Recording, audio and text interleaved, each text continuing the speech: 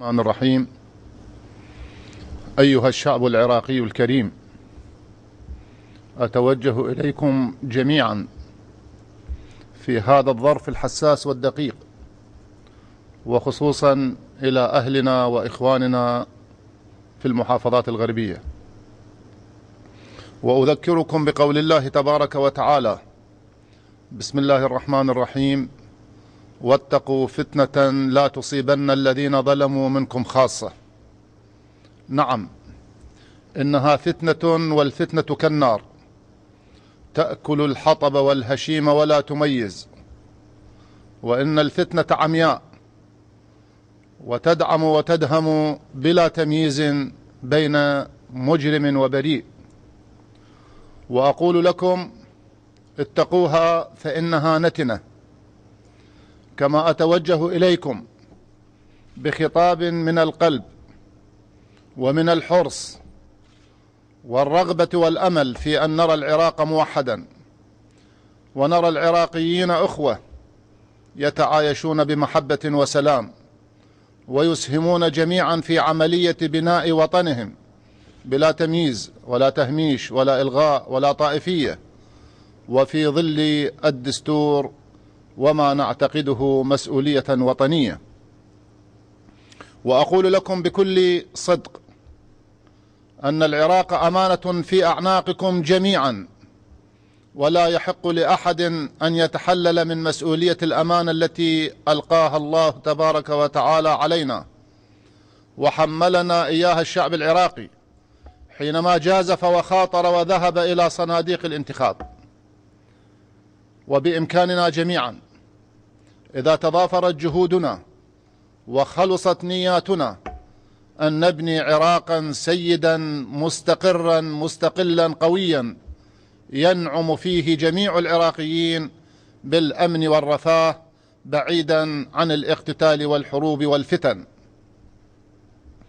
وأقول لكم أيها الإخوة أن عز العراق وعز أي بلد بجيشه وشعبه، لأنه هو الذي يصون السيادة ويحمي الإرادة ويوفر العزة والكرامة للمواطنين أولا وللبلد ثانيا. وأذكركم أيها الإخوة بأن أبناءكم في القوات المسلحة من الجيش والشرطة هم إخوانكم وأبناؤكم، وهم شركاؤكم، وهم يتحملون مسؤولية كما أنتم تتحملون مسؤولية. وأقول لكم أنهم أيضا لديهم عوائل وأبناء وزوجات، ومن حقهم أن يعيشوا يتحملون المسؤولية ويحظون بالاحترام والمهابة التي تقتضيها عملية ضبط الأوضاع الأمنية في العراق، الذي يتأثر بالمحيط الإقليمي الذي تعج فيه الفتن والمشاكل والتي بدت بإفرازاتها علينا. فكما نريد مواطنا محترما نريد عسكريا محترما، وكما نحاسب المواطن المدني حينما يسيء ويذهب باتجاهات الخطأ ويعرض الأمن، كذلك رجل الأمن إذا أساء وتجاوز القانون يحاسب. ولذلك لن نسمح أبدا لأي تجاوز على كرامة المواطن من قبل الأجهزة الأمنية، كما لن نسمح أبدا بتجاوز أحد على كرامة الجيش والشرطة التي هي عز العراق. أيها الإخوة الكرام، إن من الخطر الكبير علينا ونحن في هذه الأزمة التي تمر بها المنطقة والعراق أن ندع الأمور بيد المتطرفين والجهلة، ندع الأمور بيد الذين يبحثون عن الفتنة، ندع الأمور وساحات المطالب المشروعة مخترقة بأيدي الذين يريدون إثارة الفتنة لحسابات متعددة ومعقدة. هذا الذي ينبغي أن نحرص عليه، أن يكون العراق جميعا تحت أنظار المخلصين والشرفاء من أبناء العراق. ولهذا أتوجه بندائي ومن قلب صادق لكل العراقيين أولا، وبالذات إلى وجهاء القوم، شيوخ العشائر، رجال الدين، المفكرين، الإعلاميين، وكل الذين يشعرون بالقلق على مستقبل بلدهم وشعبهم أن يبادروا، أن لا يسكتوا على الذين يريدون بالإرهاب إكراه البلد على التراجع، والذين يريدون إعادة البلد إلى ما كان عليه في الحرب الأهلية والطائفية. وأقول للجميع محترما إرادة الجميع، وأشيد بكل من يطالب بحقه إن كان له حق مظلوم، ولكني أقول أيها الإخوة والأخوات، إن ما يحققه الحوار والتفاهم والجلوس على طاولة الأخوة والشراكة لا يستطيع أن يحققه الإرهاب والعنف والقتل. المطالب الحقة تحقق عبر الحوار وعبر آليات الدستور والتفاهم، ولا تحقق عبر القتل وعبر دعوات الكراهية والطائفية التي نسمعها يوميا. وبكل صراحة وصدق أقول لولا هؤلاء المخلصين من أبناء هذه المناطق، من الشرفاء من العشائر ورجال الدين والمخلصين والوطنيين والسياسيين، لدخلنا الحرب الأهلية مرة أخرى ولدخلنا الحرب الطائفية مرة أخرى. ولكن بهذه الأصوات والمواقف التي تتصاعد مع كل تحد نجد أن العراق ووحدة العراق واستقرار العملية السياسية التي ننادي بها جميعا كوحدة للبلد هي رهن بالحوار والتفاهم، وليس بالعنف والإرهاب والكراهية والعداء.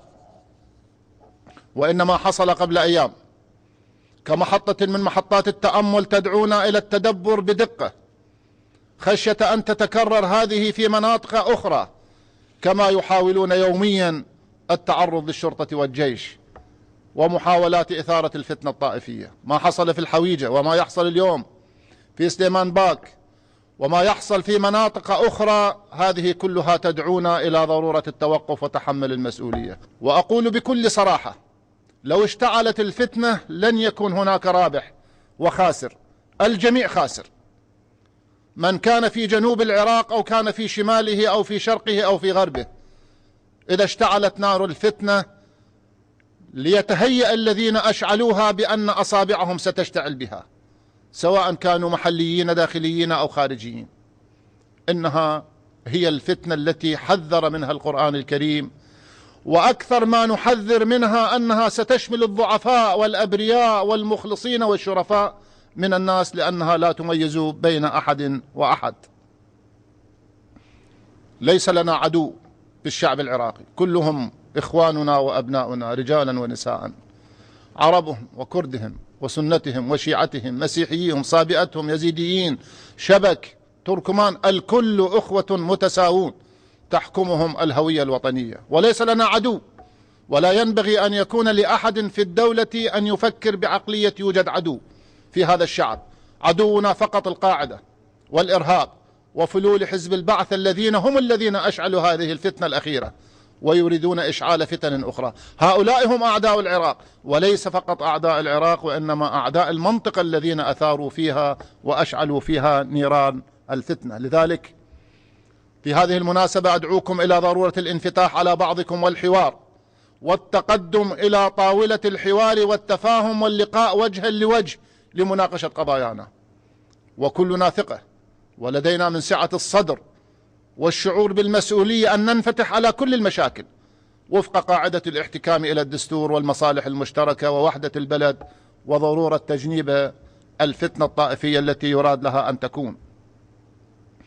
والحكومة ومجلس النواب وكل مؤسسات الدولة هي منكم وإليكم، وأنتم جميعا شركاء فيها، ولتكن هذه هي المحطات التي تتوقفون عندها للحوار، ليست بالمقاطعة وليست بالانسحابات، لأن هذه لا تحل مشكلة، هذه تعقد المشاكل، إنما أن تناقش المشاكل في هذه المؤسسات بروحية البحث عن الحلول، وليس بروحية الإحراج، وليس بروحية التشهير، وليس بروحية المسابقة إلى الإعلام من أجل الإساءة البعض للبعض الآخر.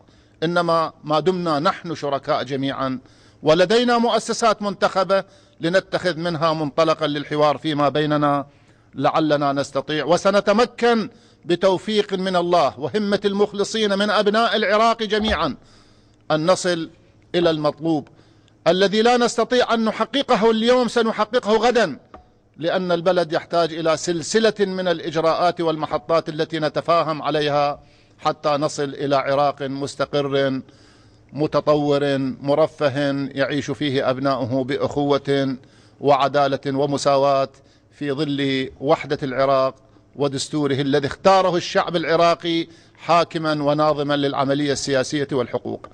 أكرر شكري لكل الذين وقفوا إلى جنب الدولة وإلى جنب أبنائهم الذين يدافعون عنها، وإلى الشرفاء الذين يرفضون منطق الطائفية والإرهاب والقتل والقمع.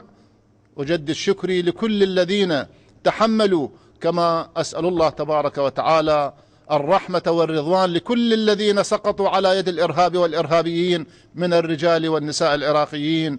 أشحد فيكم الهمة أيها الإخوة لتتضافر الجهود لمنع التدهور الذي يراد له أن يكون حاكما في العراق. ألا هل بلغت؟ اللهم اشهد وإنكم أهل لتحمل المسؤولية. أحييكم والسلام عليكم ورحمة الله وبركاته.